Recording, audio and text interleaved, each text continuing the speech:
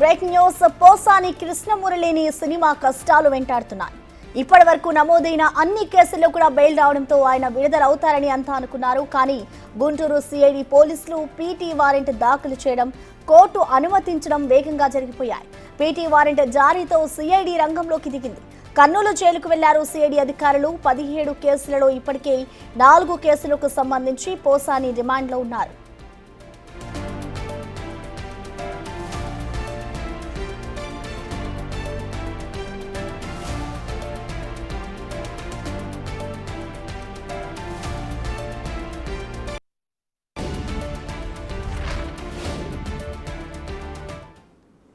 దీనికి సంబంధించిన పూర్తి సమాచారాన్ని మా ప్రతినిధి శివ అందిస్తారు లైవ్ ద్వారా. శివ, చెప్పండి, ఇటు ఏదైతే పోసాని కృష్ణమురళి కేసులు ఉన్నాయో దీనికి సంబంధించిన డీటెయిల్స్ ఏ విధంగా ఉన్నాయి?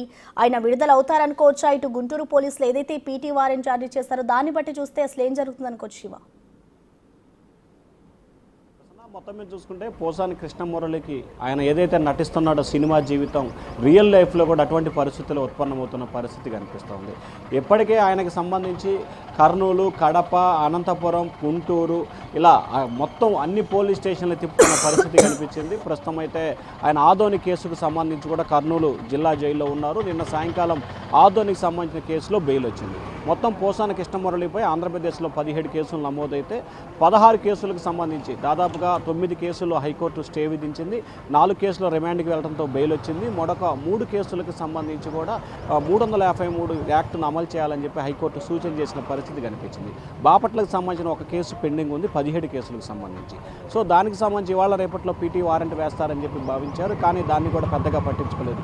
కానీ అనూహ్యంగా 5 ఏళ్ల క్రితం పోసాని కృష్ణమురళి జనసేన అధినేత పవన్ కళ్యాణ్, మంత్రి నారా లోకేష్పై అంటే కూటమి ప్రభుత్వం అధికారంలోకి వచ్చిన తర్వాతే వివాదాస్పద వ్యాఖ్యలు చేస్తూ వారి కుటుంబ సభ్యుల్ని దుష్పత్తులాడుతూ మాట్లాడినానికి సంబంధించి కూడా తెలుగుదేశం పార్టీ, జనసేనకు సంబంధించిన నేతలు మంగళగిరి సిఐడి కార్యాలయం ఫిర్యాదు చేశారు. ఆ ఫిర్యాదుకు సంబంధించి కూడా ఎఫ్ఐఆర్ నమోదైంది. దీనికి సంబంధించిన ఏపీ సిఐడి అధికారులు అంటే గుంటూరు సిఐడి అధికారులు కూడా గుంటూరు జిల్లా సిఐడి కోర్టులో పీటీ వారెంట్ పిటిషన్ దాఖలు చేశారు. దీన్ని అనుమతించిన న్యాయస్థానం కూడా పోసాని కృష్ణమురళిని మరికొద్దిసేపట్లోనే కర్నూలు జిల్లా జైలు నుంచి గుంటూరు తీసుకురాబోతా ఉన్నట్టు తెలుస్తూ ఉంది. ఇప్పటికే గుంటూరు సిఐడి పోలీసులు కర్నూలు జిల్లా చేరుకున్నారు. పీటీ వారెంట్కి సంబంధించిన కాపీని జైలు అధికారులకు కూడా అందజేయడం జరిగింది. అక్కడి నుంచి ఆయన్ని సాయంకాలం 8 గంటల సమయంలో గుంటూరుకు సంబంధించి తీసుకొచ్చే అవకాశం కనిపిస్తూ ఉంది. ఆ తర్వాత సిఐడి కార్యాలయం దీనికి సంబంధించి ఆయన పూర్తి స్థాయిలో విచారణ అలాగే వివరాలు సేకరించుకుంటారు. అక్కడి నుంచి ప్రభుత్వ వైద్యశాలలో వైద్య పరీక్షలు తీసుకెళ్లిన తర్వాత న్యాయమూర్తి ఎదుట హాజరుపరుస్తారా, లేకపోతే డైరెక్ట్గా పీటీ వారెంట్ కాబట్టి డైరెక్ట్గా గుంటూరు సిఐడి ఇన్ఛార్జి సిఐడికి న్యాయస్థానం ఎదుట హాజరుపరుస్తారనేది క్లారిటీ లేదు. కానీ మొత్తానికి అయితే మాత్రం పోసాని కృష్ణమురళిని మాత్రం మరికొద్దిసేపట్లోనే కర్నూలు జిల్లా జైలు నుంచి గుంటూరు కోర్టు వద్దకు తీసుకురాబోతున్నట్టు కూడా తెలుస్తూ ఉంది. Prasanna. Right, thank you Shiva.